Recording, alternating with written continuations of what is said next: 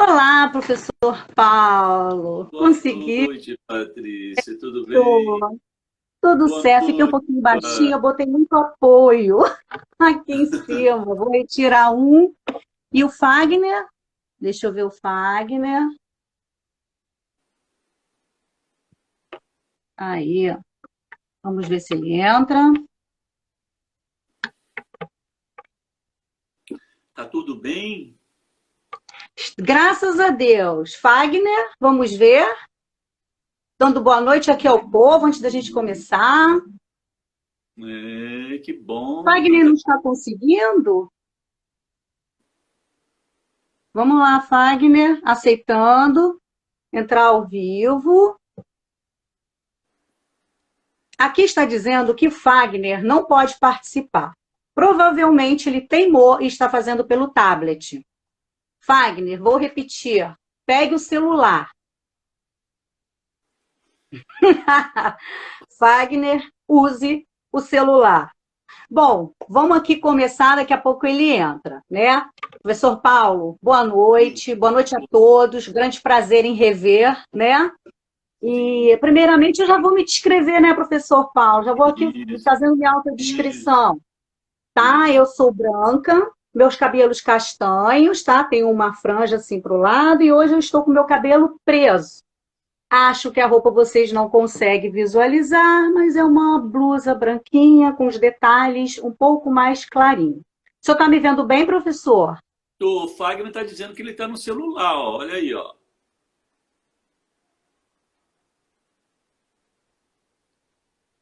Eu também vou me descrever. Pergunte a ele Eu se não ele vi como segue a OAB. perguntar, Patrícia. Não, estou perguntando aqui, o povo. Fagner, você segue a OAB Niterói? Isso ajuda. Está Ele está entrando entrando? aí, ele está Está entrando. entrando? Está entrando. É. Fagner, Oi. daqui a pouco você entra. Pois é, eu sou um jovem senhor, estou usando Que socorro, uma camisa polo que me foi presenteada no aniversário pela minha orientanda, Patrícia Prince. Eu nem lembrava mais.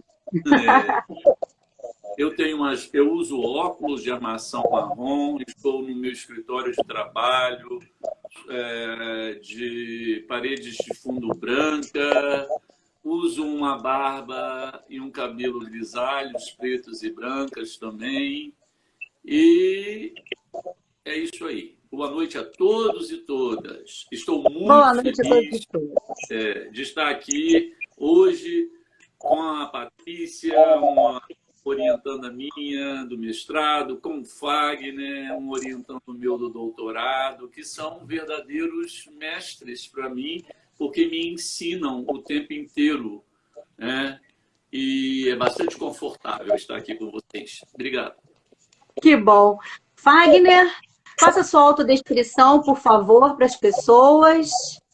Rapaz branco, cabelos castanhos. Deixo com você.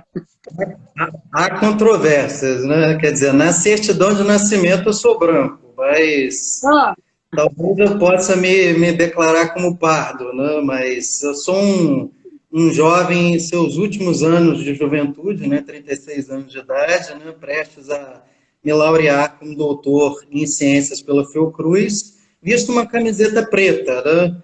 Minimalista, né? Não quero chamar atenção, né? Quero chamar atenção Tá às bom. nossas ideias aqui. Isso. Muito obrigado Bom, a todos. que isso. O Fagner, hoje a nossa temática é diversidade e inclusão, questões atuais, certo? O Fagner, ele é um filósofo, ele é cientista social, ele é mestre em educação pela PUC do Rio de Janeiro e ele é doutorando em ciências pela Fiocruz. O nosso professor, Dr. Paulo Pires, ele é cientista social, PhD em filosofia e humanidades, escritor, pesquisador e professor da Universidade Federal Fluminense e Fiocruz. Como é que nós vamos fazer hoje, pessoal? Essa live, são 3 pessoas. O Fagner, ele vai abordar ponto a ponto O nosso orientador, ele achando conveniente, algo que por acaso tenha deixado passar ou queira complementar, ele assim o fará.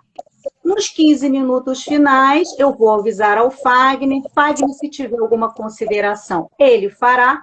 Caso contrário, os 15 minutos finais são somente do professor Dr. Paulo Pires, né, para fechar aí a nossa live. E agora é com você, Fagner. Obrigado, Patrícia. Boa noite, mestre Paulo. Boa noite a todas e todos.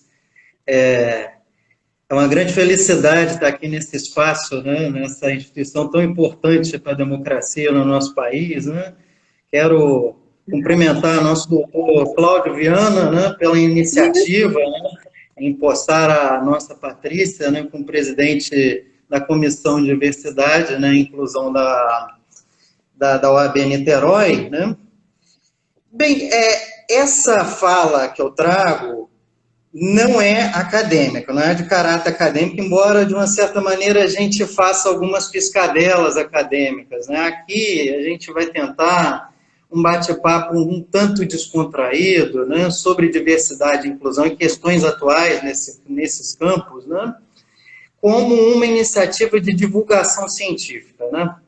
Primeiramente, cabe fazer a crítica, né, que a academia é, por demais, afastada da sociedade. Ela deveria muito mais, né, entrar num diálogo, numa comunicação mais de peito aberto, né, com a sociedade, né, incluindo buscar uma linguagem um pouco mais, como eu posso dizer, compreensível, né, mais dialogável com a sociedade, né? Esse que é o nosso esforço aqui hoje, né? Bem, em razão das dificuldades da nossa ferramenta no Instagram, eu gostaria até de trazer imagens aqui, uma pequena apresentação em PowerPoint, infelizmente não vou poder. Eu queria trazer aqui com vocês, fazer aqui um exercício de imaginação, primeiramente, para a gente introduzir essa temática, né? Imaginem vocês estão num restaurante, qualquer restaurante fino, restaurante popular, enfim. Tem duas pessoas numa mesa, duas pessoas, um homem e uma mulher. A mulher se chama Mariana, o homem se chama Tiago. Veja vocês, Mariana, mulher. Mariana é branca. Mariana tem um corpo dentro do padrão, né, um corpo escultural dentro do padrão social. Mariana é professora de uma universidade pública. Mariana tem cerca de 35 anos de idade. Né? Ela nasceu no Rio de Janeiro, mora na zona sul do Rio de Janeiro. Né? Do lado dela tem o Tiago. O Tiago tem cerca ali dos seus 55 anos, né? Tiago é cearense. Tiago morou em São Paulo um tempo, trabalhou como feirante em São Paulo e veio para o Rio de Janeiro. Prosperou no Rio de Janeiro, tem uns quilinhos a mais, né? Tem mais idade, como disse, né? que Mariana, né? Ele tem, de uma certa maneira, ele tem uma deficiência, né? Uma deficiência física, né? Tem uma corporeidade diferente de Mariana, né? Mariana e Tiago. Chega uma terceira pessoa, a garçonete, Ana, negra, tem cerca dos seus 20 anos de idade. Ela é umbandista. Mariana estuda à noite, né, numa universidade privada. Mariana tem projetos, né, projetos de subir, de crescer, de subir na vida, né? De se tornar uma empreendedora. Quer dizer, temos aí 3 perfis diferentes que mostram para a gente o quanto o ser humano é, ao mesmo tempo, tão semelhante e o quanto ele é tão diferente. aí está uma cena da diversidade e da possibilidade da inclusão. O que é a diversidade? Como nós trouxemos aqui agora há pouco. A variedade, o conjunto de identidades diferentes do ser humano. Essa diversidade, ela pode ser na corporeidade, na biologia, né, do ser, né, na psique, e principalmente, como quero falar daqui a pouquinho, na cultura. Os indicadores. Fagner, só para enriquecer essa fala maravilhosa que você traz, está iniciando de uma maneira brilhante, né? Porque você está fazendo uma aplicabilidade de conceito no exemplo do cotidiano de trabalhar a diversidade.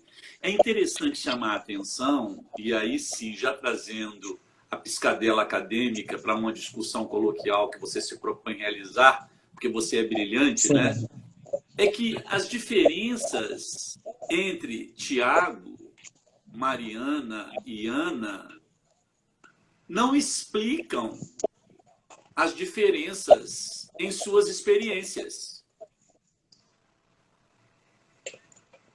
As experiências desses sujeitos não são explicadas por essas diferenças que foram pontuadas. Ora, o que é importante perceber que, independentemente, né, das diferenças, é que a ideia diretriz que guia o comportamento da sociedade para lidar com isso, que é o grande ponto de discussão e que eu tenho certeza que você vai trazer quando você for abordar a questão cultural. Mas vamos lá, já comecei a achar magnífica, a entrada foi triunfal. Muito obrigado, professor. A partir do que temos, então? Temos que somos diversificados, somos variados. O ser humano, ele tem algo de natural, mas ele tem algo de socialmente construído.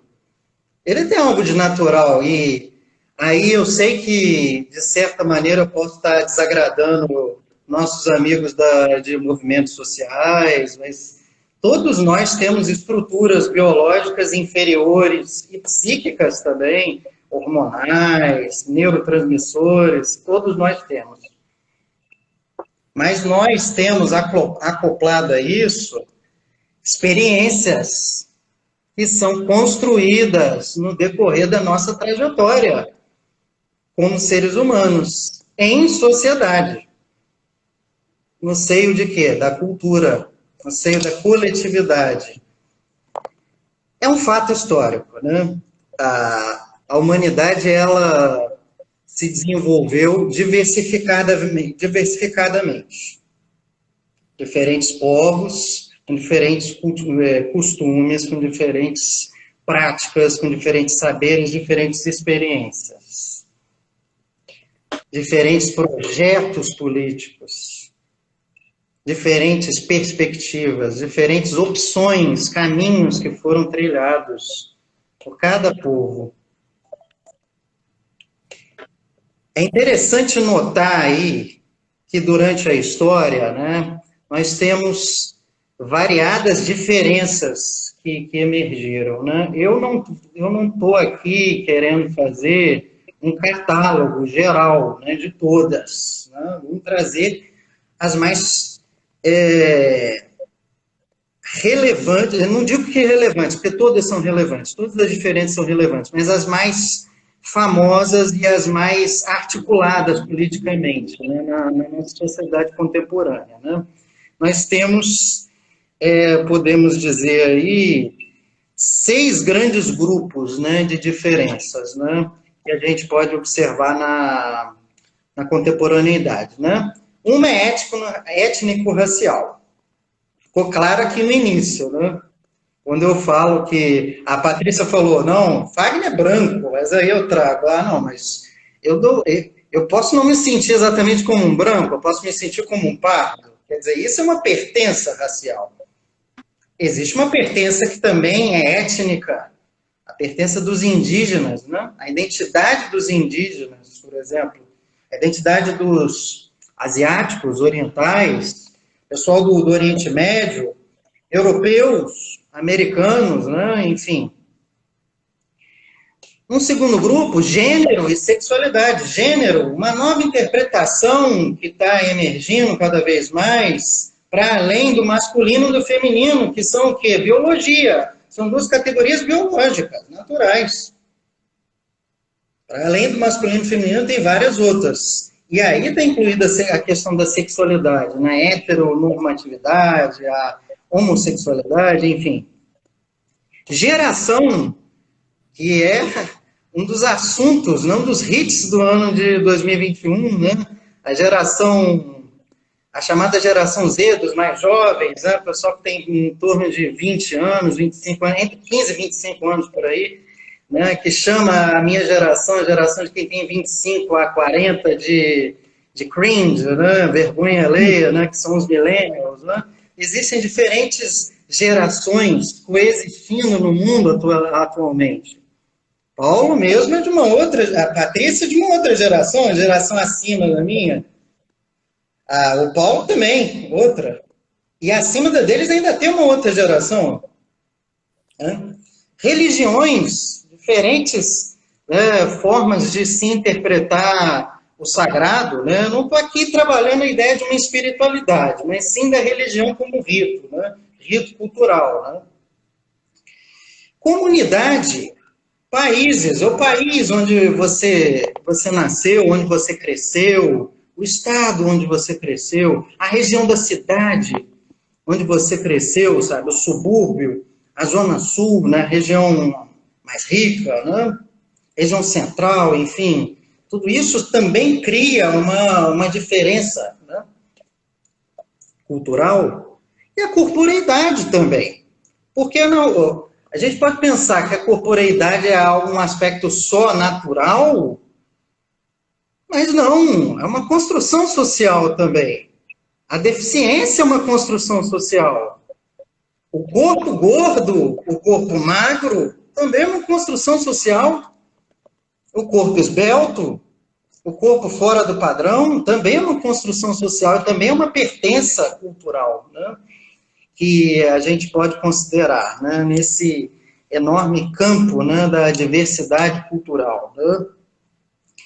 Avançando um pouquinho, né, na nossa discussão aqui, o que eu gostaria de estar trabalhando aqui com vocês?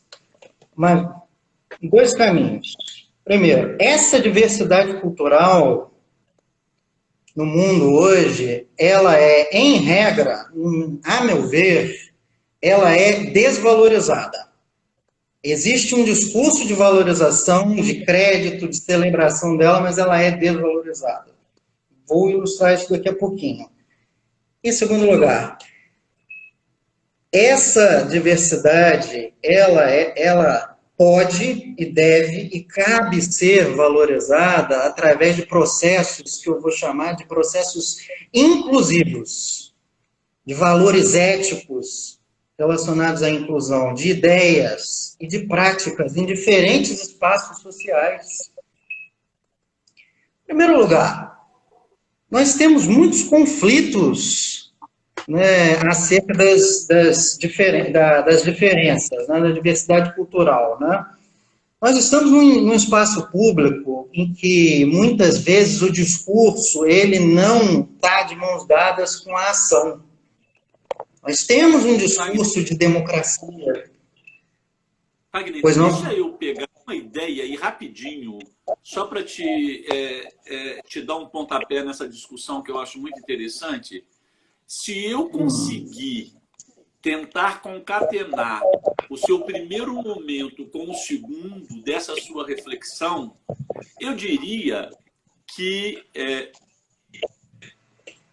os efeitos positivos da inclusão na renovação de uma estrutura social só aparece quando as pessoas envolvidas, primeiro, percebem a discrepância entre o que eles querem fazer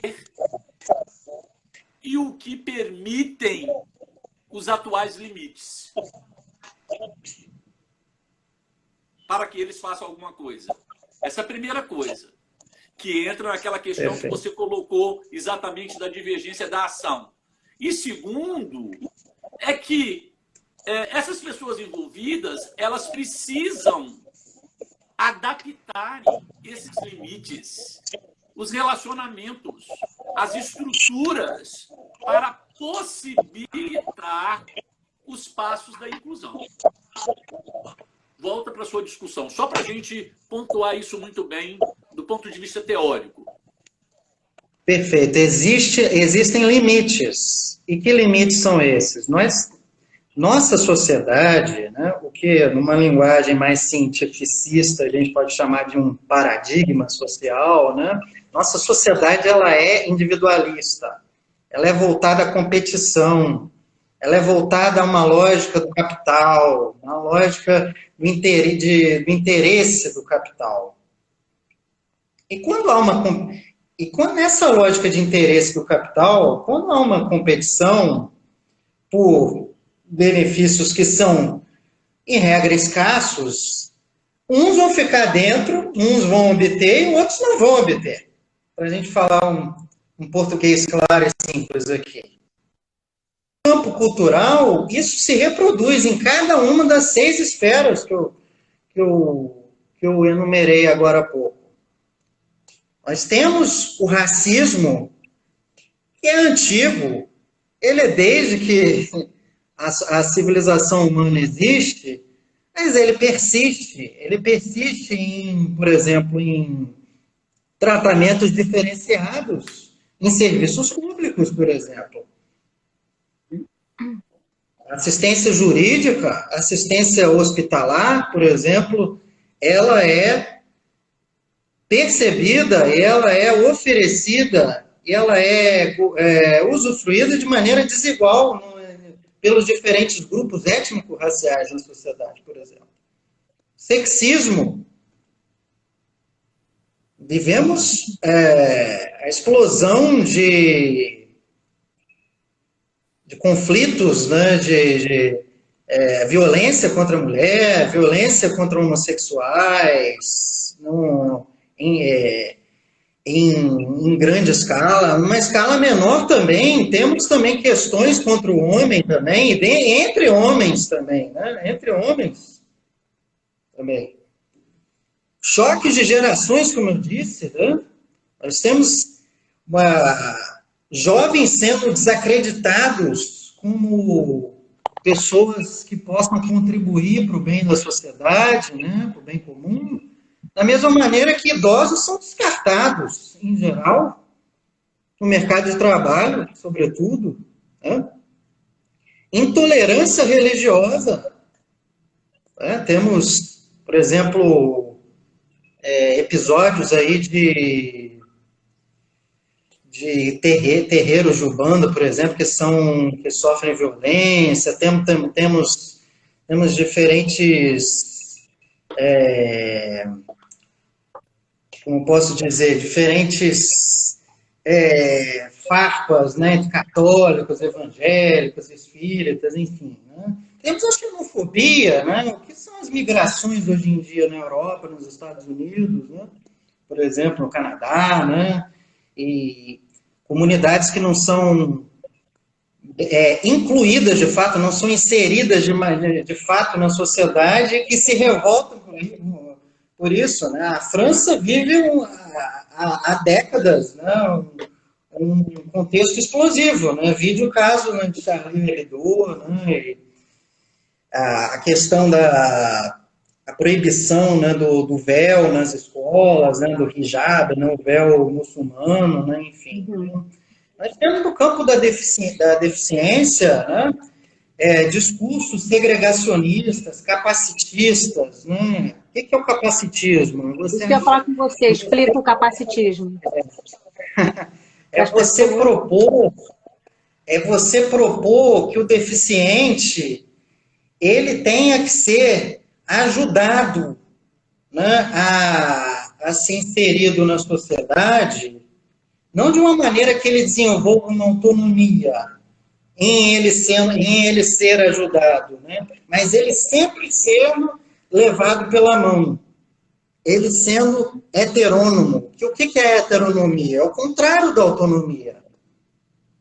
É você sempre tendo alguém dizendo o que você tem que fazer e como você tem que fazer. E aí, nesse caso da deficiência, por exemplo, nesse campo da deficiência, sim. Termina o seu raciocínio.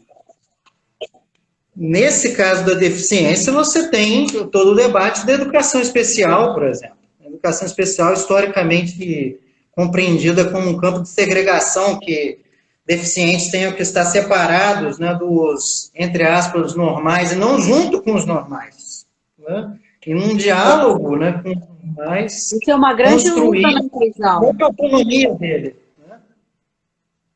Sim?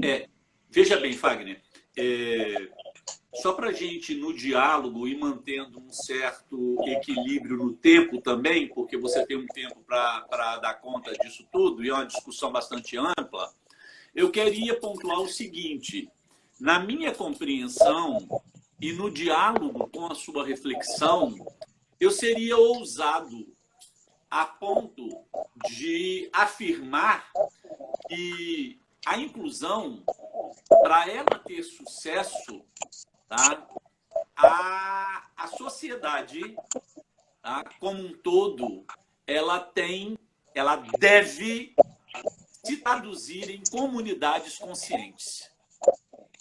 O que eu quero dizer com isso? A comunidade, do ponto de vista conceitual, compreensivo, tá, ela é um vínculo que une todos os cidadãos de uma maneira especial, todos os sujeitos de uma maneira muito especial. Há algo mais importante do que eles próprios. Ora, nós estamos falando de valores, nós estamos falando de ideais compartilhados. Então, quando a gente diz que a inclusão só terá sucesso se, né, a sociedade se traduzir em comunidades conscientes, nós estamos dizendo que isso eleva todos os cidadãos, né, a níveis mais elevados de autoconhecimento. Exatamente. E isso vai se traduzir em compromisso e desempenho para muito além, sabe, de qualquer ideal individualista, né? Além do alcance dos fracassos e das dificuldades que esses mesmos sujeitos enfrentam na vida cotidiana, no dia a dia. Ora, a comunidade, ela pode ajudar, ela deve ajudar essa concepção e essa visão, esses sujeitos a serem transformados de uma coleção de eus para uma coleção de nós. Tzevetan, né? Porque eu te apresentei essa leitura e você sabe muito bem, né? Porque isso vai trazer a questão do coletivo, né? Proporcionando assim um sentido singular de identidade, de pertencer a um grupo, a uma comunidade. Isso é que traz o sentido realmente de uma inclusão com sucesso.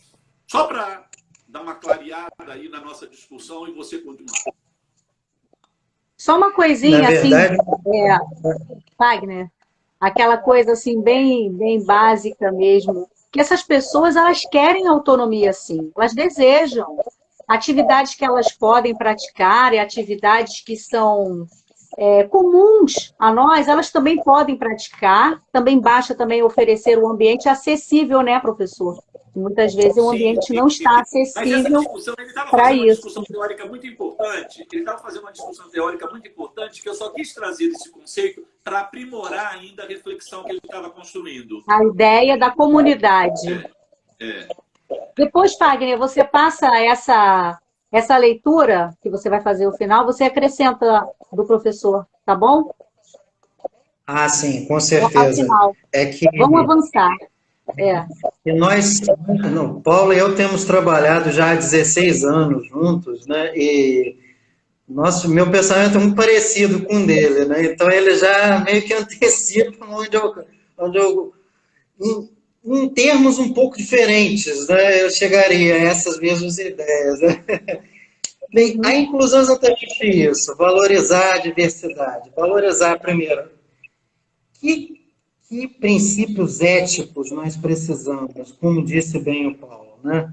Autonomia, essa ideia de que eu construo a minha vida, eu produzo as normas do meu viver e do meu bem-estar também, é uma questão de bem-estar, né? Autos, nomos, em grego, convenção, norma própria, né? Você cria a sua própria norma. Pluralismo, sujeitos autônomos, vários eus, são diferentes, são plurais. Para se poder construir esse nós que o Paulo está falando aí, é fundamental termos valores da confiança um do outro. Entender que eu vencer não significa que você vai perder. Eu posso vencer e você vencer também. É o ganha-ganha, sabe? Igualdade, estamos em igualdade de condições. Estamos também em comunicação, mas não qualquer comunicação. Não uma comunicação e também, Fagner, sim, implica entender que qualquer pessoa que esteja esforçando nesse sentido, jamais poderia confundir essa ação como utópica. Como utopia. Não é utopia. Não é utopia. É claro que nem sempre nós seremos igualitários, nem sempre é possível construir uma relação de ganha-ganha em todas as interações que nós vamos ter. Por exemplo, um concurso público não tem como, né, todos vencerem, né? Pelo menos no sentido do certame, assim, todos passarem, né? Mas é possível numa construção coletiva, por exemplo, no direito, na medicina, na empresa, pelo menos no que a gente pode entender empresa capitalista como um emaranhado de processos e relações também, e na escola básica, na universidade, por exemplo, a gente pode ter momentos, instâncias que a gente construa essa confiança com igualdade, com diálogo, sabe? Precisamos dessa ética da inclusão. Com essa ética da inclusão, quais ideias que a gente pode desenvolver? A ideia da cooperatividade, cooperar com o outro. Disse bem o professor, né, na leitura de Todorov, né? Temos um eu, mas temos um outro. Esse outro, de uma certa maneira, ele está presente em mim porque eu sou diversificado. Mariana é diversificada, Tiago é diversificada, Ana é diversificada. Mas eles todos têm algo entre eles que os permitem cooperar, que os permitem dialogar. E para poder dialogar com o outro, cooperar com o outro, aí entra a necessidade de eu estar disposto. Eu tenho que me abrir ao outro. Eu tenho que admitir como viável abrir para o outro. Eu não posso ter a visão fatalista, sabe, de que não dá, de que é assim mesmo, sabe, o estado de coisas que nós vivemos é individualista, é competitivo sempre, cada um tem que olhar o seu, enfim, que nós não possamos, né, construir nada em comum, né? Podemos sim, podemos construir em comum. E como que a gente pode construir? Aqui eu vou simplesmente lançar algumas ideias para a gente ir debatendo até o finalzinho aí da nossa hora, né?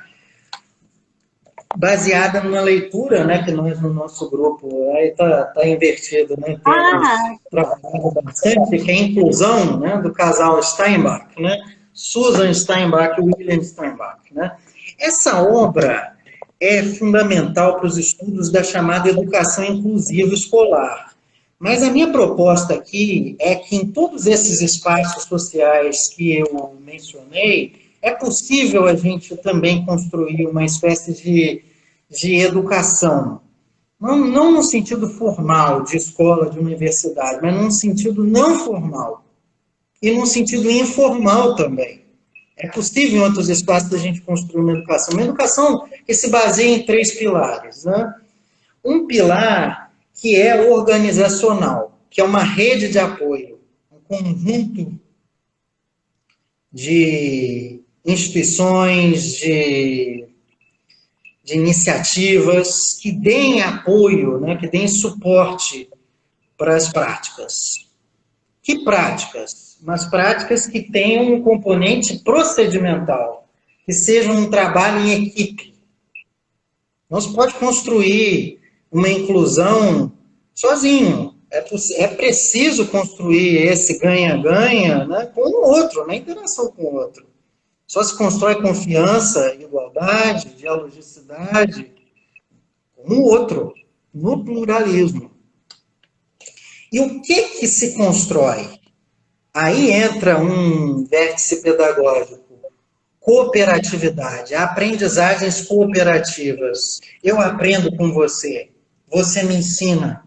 E nós aprendemos em comunhão. Como já dizia Paulo Freire, nós aprendemos em comunhão. Quer dizer, valores éticos, ideias propositivas e práticas inclusivas, né? Quer dizer, a inclusão, ela, baseada nesse tripé, ela pode se consistir, né? Ela pode consistir num espaço, num processo de valorização da diversidade, entendendo que existem limites, claro, que em regra, nossa sociedade, ela visa desvalorizar a diversidade, né? Então, quer dizer, essa é a proposta que eu trago aqui para o nosso debate. Wagner. Fala. Wagner, você vai entrar nas indicações ou vai falar mais alguma coisa? Eu pretendo fazer algumas indicações, sim, de leitura e de um filme também. Isso, ótimo, que aí entra o professor Paulo. E só para falar, gente, esse livrinho que o Wagner que falou, da inclusão, apesar dele ser um guia para educadores, né, o que ele quis dizer é que ele serve de paradigma para a gente aplicar nos vários âmbitos da sociedade, não é, Wagner? A gente utiliza o livro como um guia, um parâmetro. Esse livro é muito importante, né? Wagner mostrou aí também, ele serve. Essa obra, ela, apesar dela ter esse nome, ela na realidade ela foi escrita pelos pesquisadores norte-americanos no meio da década de 70, tá? E foi traduzida pela doutora Maria Tereza Montoan aqui no Brasil, com o intuito de mostrar exatamente a mudança de paradigma da educação especial para a educação inclusiva. E aí, então, essa obra traz, né, todas as contribuições das pesquisas que foram feitas, né, pelos norte-americanos, sobretudo encabeçado pelo casal Steinbach, né? Mas aí tem o Sapov, aí você tem o Trulli, você tem vários outros teóricos que na década, né, em questão construíram a obra exatamente para trazer uma epistemologia, uma teoria do conhecimento para sustentar, né, essa mudança de paradigma. E aí, recebe o nome de guia por quê? Porque eles trazem resultados de pesquisas que são feitas com alguns alunos com deficiências severas.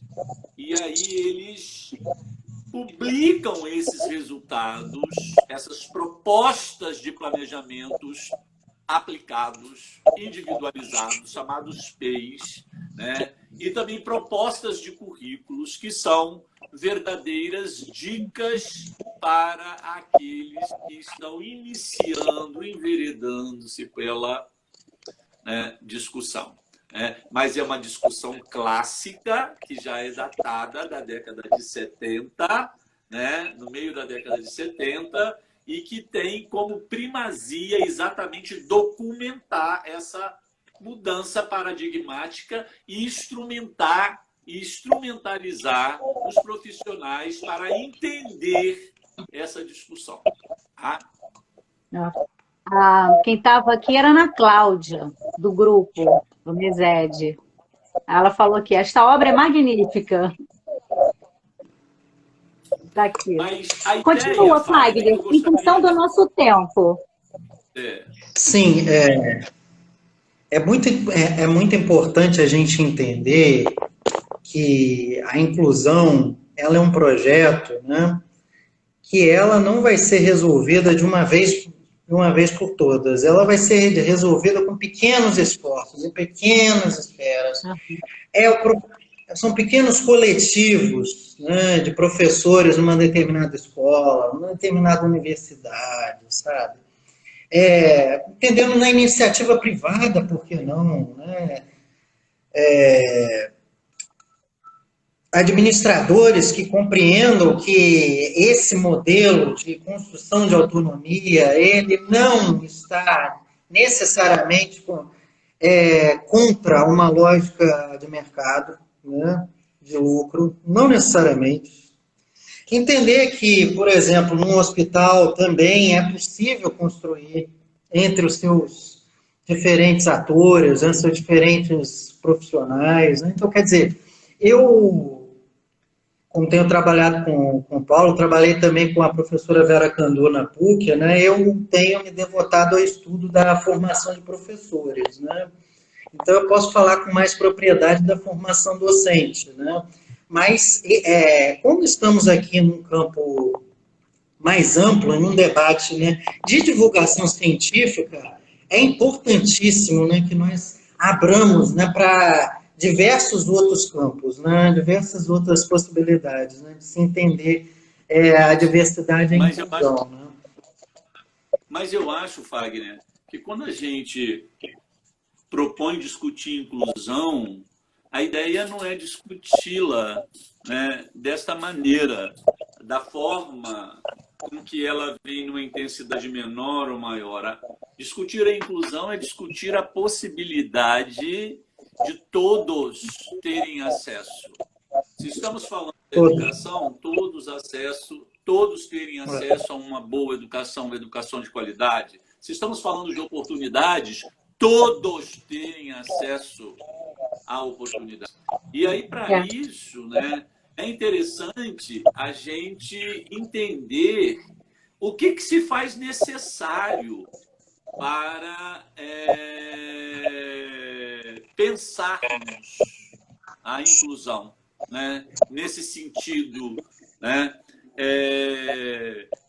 É lógico, como a gente havia pontuado antes, os limites, eles nos freiam, mas eles também nos impulsionam, né, a pensar diferentes formas e diferentes funcionalidades das formas, gerando processos em tempos e espaços que podem transformar uma sociedade.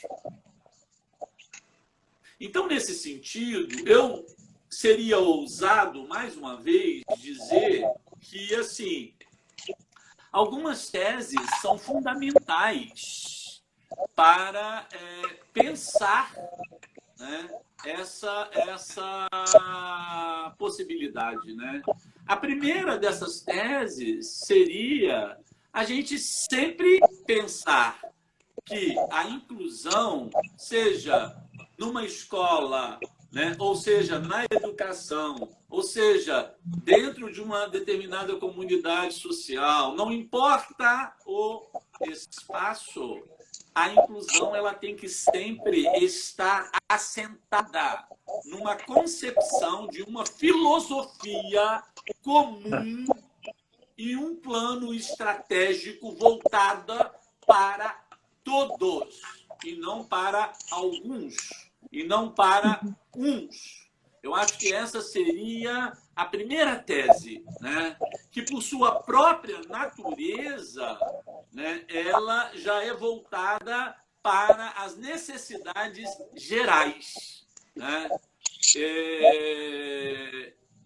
Eu penso que a segunda tese, eu diria que a gente, para pensar uma inclusão nesse sentido, a gente também tem que pensar uma liderança forte. Uma liderança que acredite na inclusão, sabe? Se estamos falando de escola, de um gestor, de um diretor. Se estamos falando de uma nação, de um presidente. Se estamos falando de um estado, um governador. Se estamos falando de um município, um prefeito.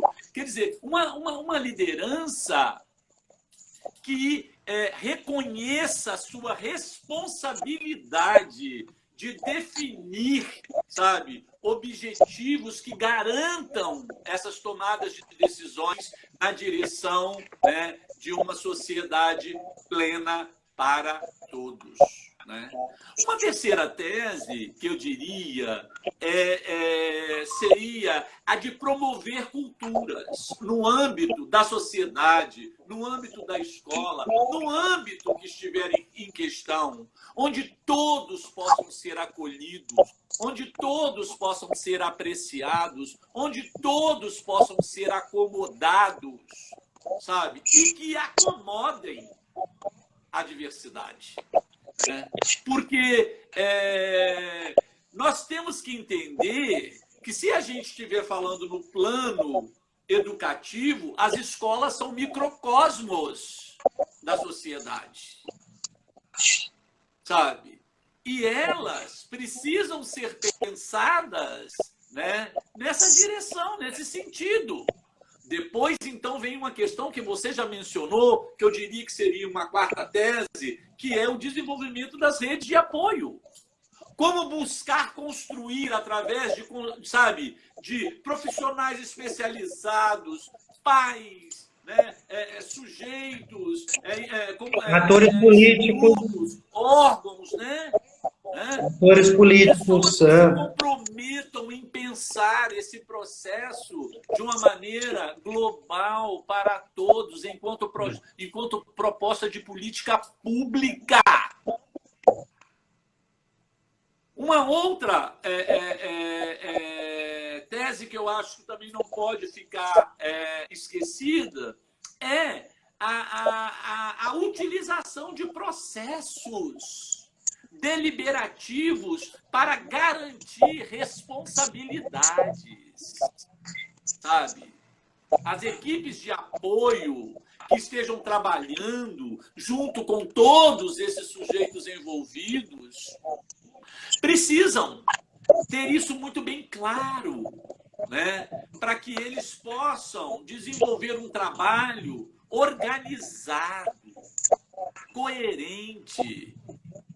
Ora, uma outra tese que eu acho importantíssima para pensar essa inclusão nesse sentido abrangente, enquanto política pública nacional, de uma nação, de um Estado brasileiro, sabe, seria desenvolver uma assistência técnica organizada e contínua para todas as demandas, em todos os espaços, né? Aí esbarramos na nossa limitação, né? Sim, sim. Porque E aí, não como política de governo, mas como política de Estado. Sim. A importância, Fagner, seria aí uma tese que vem a reboque em seguinte, que esses limites vai nos levar a exercitar a flexibilidade, que é a tese que vem a reboque. Por quê? Porque ao sermos flexíveis para compreender todo esse processo, nós vamos estudar as formas e suas funcionalidades de maneira bastante flexível para entender o momento de recuar, de avançar, de negociar, de sermos resilientes, de sermos resistentes, né? E aí eu acho que isso nos leva a uma outra tese, que é a de examinar e adotar abordagens que sejam efetivas, para que essas práticas que eu estou colocando como teses façam sentido enquanto metas a serem alcançadas. Nesse sentido, eu acho que nós devemos sempre, né, estar a par do processo de mudança, mas não permitir que ele nos paralise. Eu acho que essa seria a última tese para a gente dar conta. É formidável. O professor Paulo já fez as considerações finais, viu, Fagner? Não fez não. Ele já fez. Eu gostaria de fazer uma... Não, mas eu quero que você, nesse finalzinho, você dê o seu arremate, os seus livros, que acho que foi onde você parou. Exatamente. É não entender essas propostas que nós fizemos, né, como simplesmente utopia, né, como algo que... discurso, né, e que vai simplesmente continuar se contrapondo à ação, né, como nos interesses dominantes do capital, né? Porque para o próprio capital as diferenças cada vez mais estão emergindo, né, como, né, mais nichos de mercado, né, mais formas, né, de você valorizar a sua marca pessoal e a sua marca também do seu grupo, do grupo cultural de estima que você tem, né, também, né, muito importante. O que o Paulo está propondo é ir muito além disso, né? É uma proposta realmente de uma transformação social que entende a sua limitação, entende a sua necessidade de pensar em estratégias que deem certo. Estratégias que deem certo são estratégias necessariamente que sejam pontuais, em várias equipes, em várias e várias equipes que façam aprendizagens cooperativas e que tenham redes de apoio conectadas a elas. O grande desafio é ter uma grande rede de apoio que aglutine todas essas redes. O diálogo... Aí não há interesse do capital. Aí não há interesse do capital. É verdade. E na empresa capitalista não haverá isso. É o exemplo que eu dei, não haverá isso na empresa capitalista. Ô, Fagner, haverá um arremedo disso. Ô, Fagner, sim, professor. Veja bem, o diálogo criterioso e o planejamento estratégico envolvendo todas as pessoas responsáveis pela implementação da inclusão são críticos. Devem ser críticos reflexivos. É fundamental a reflexividade crítica. Sim. E para construir essa reflexividade crítica, eu acredito que essas ações de divulgação científica que a gente faz aqui são fundamentais. Mas eu acho muito importante a gente mergulhar. Eu trago algumas indicações que não são exatamente... são de intelectuais, né, mas que não são exatamente acadêmicas, né? Uma delas, para a gente entender, é um best-seller, né, do israelense Yuval Harari, né? Sapiens, né? É um dos mais vendidos já há alguns anos, né, em todo o mundo, né? Para a gente entender a construção histórica da diversidade. É uma obra fantástica, é uma obra um pouco densa em tamanho, mas é uma linguagem bem amigável. Diversidade e inclusão, todos esses conceitos que nós trabalhamos, né, nesse guarda-chuva, né? A gente pode ter um filósofo chamado Ben Dupré, que tem umas obras bem interessantes e bem amigáveis, né? 50 grandes ideias da humanidade que você precisa conhecer. Aqui nós temos algumas dessas ideias, por exemplo, tolerância, multiculturalismo, por exemplo, né? Racismo, machismo, tem aqui. E 50 ideias de ética que você precisa conhecer também, né? Que tem justiça, né? Que também tem essas mesmas ideias, né? Só que numa outra roupagem, né?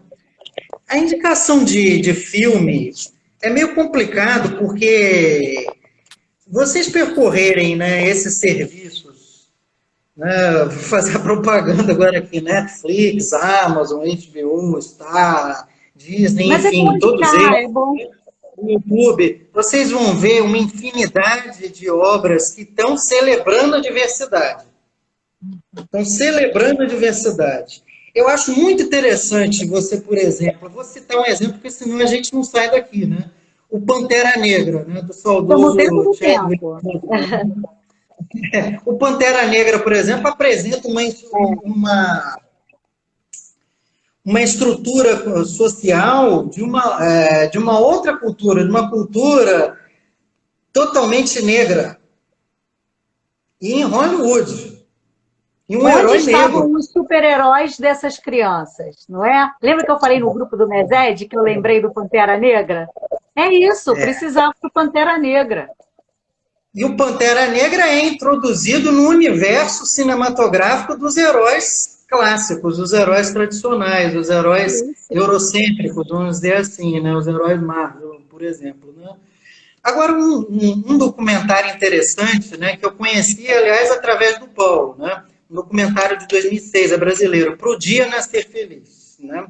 Ele traz diferentes realidades escolares, a escola do rico, a escola dos pobres, a escola de diversas regiões do país. Eu acho que é muito interessante, é um exercício, é como um exercício inicial que nós fizemos aqui, de imaginar aquela mesa de restaurante, só que com escolas, né? Eu acho muito interessante. Pro Dia Nascer Feliz, eu acho que tem no YouTube, né?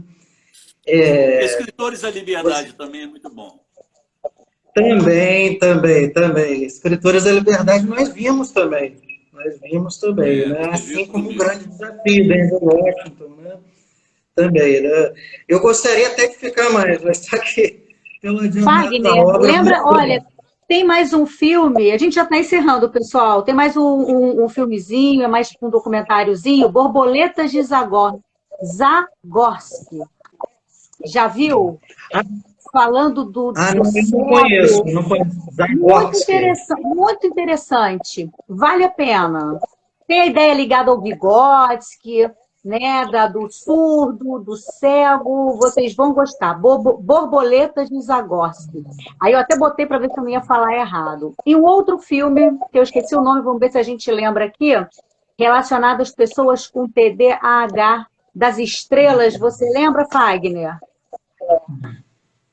Tá lembrado desse filme? Estou tentando lembrar o título. É muito interessante. Eu já tinha visto e uma amiga me passou uma mensagem. E assim, não tem nada a ver, ela é contadora.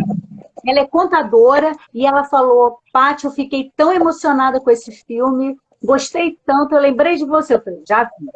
Vou ver se eu consigo lembrar para vocês. As pessoas, né, que têm os filhos com TDAH, é muito interessante. Vou ver se eu consigo ver. Se eu acho aqui em um segundo. Se não achar, última, só vocês. Só aproveitando esse restinho, né? Só aproveitando esse restinho, a gravação dessa live aqui, a gravação dessa live vai... no GVT, e vou deixar no Instagram do AB e passo para você. Sim, ela estará no YouTube, no canal Fagner Neves. Você vai botar. Algumas apresentações do professor Paulo também, e eu vou estar postando algumas apresentações minhas lá também. Fagner Neves. Tá ótimo. Eu vou lançar aqui na OAB primeiro, passo para você, tá bom? E encerramos pontualmente. O Fagner achou que ia ser rápido. Eu falei: Fagner, nós vamos usar o tempo inteiro, Fagner. Tem o professor Paulo, que eu conheço, ele gosta. Então, e 3 pessoas, eu aqui assim, ouvindo. Mas, Fagner, olha, foi um prazer. Parabéns pelas suas colocações, tá bom? Professor Paulo Pires, que é o nosso orientador, né? Fui mestre, fui orientanda do professor. Ainda continuo, sabe? Que ele, quando puxa a orelha, ele fala. Eu falei, já acabei o mestrado. Ele, você continua me orientando. Então, estamos aí. Eu quero...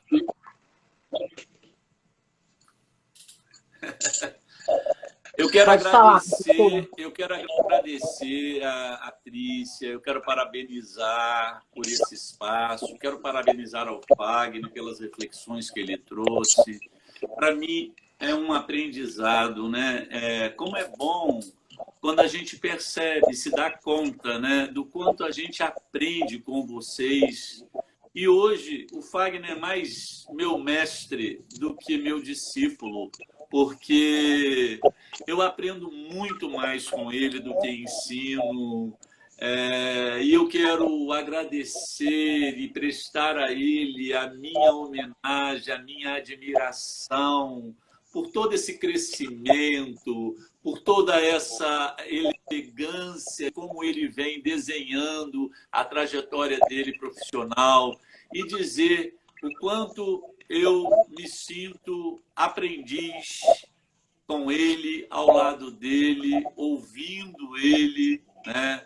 Então, muito obrigado por mais essa oportunidade, Patrícia e Fagner, de poder aprender com vocês e poder, juntamente com toda essa sala aí que estava cheia, sabe, socializar esses momentos graciosos de pensar uma sociedade plural, uma sociedade para todos, né? Uma sociedade que possa ser pensada no sentido de promover relacionamentos e amizades, que as pessoas estejam mais próximas uma das outras, que tenham oportunidades mais frequentes para interagir entre si, né? Então, muito obrigado a todos vocês, tá? Eu que agradeço aqui a presença de vocês. Eu só não pude falar com um que estava entrando, eu estava assim vendo, depois passei rapidamente, mas meu carinho é a cada um de vocês que estão aqui até agora, tá bom? Acho que eu ia falar mais alguma coisa, mas eu acabei. Obrigado, que estava aí em peso, prestigiando o colega, prestigiando os colegas. Infelizmente, aqui um colega, Diego, entrou, estamos encerrando, falamos sobre diversidade e inclusão, as questões atuais, abordamos algumas questões um pouquinho teóricas, outras a gente fez os paradigmas com as questões aí da sociedade, e foi assim. Então, foi um grande prazer, uma boa noite a todos e todas, tá? Um beijo a cada um de vocês, ó. Eu vou encerrar, vou deixar no IGVT, vai ficar aqui na OAB, passo para vocês, depois você divulga à vontade, tá bom? Vou encerrar, pessoal, tudo certo? Posso ir? Alguém tem alguma dúvida? Não, né? Obrigado. Eu vou encerrar aqui, gente. Boa noite a todos vocês, obrigada.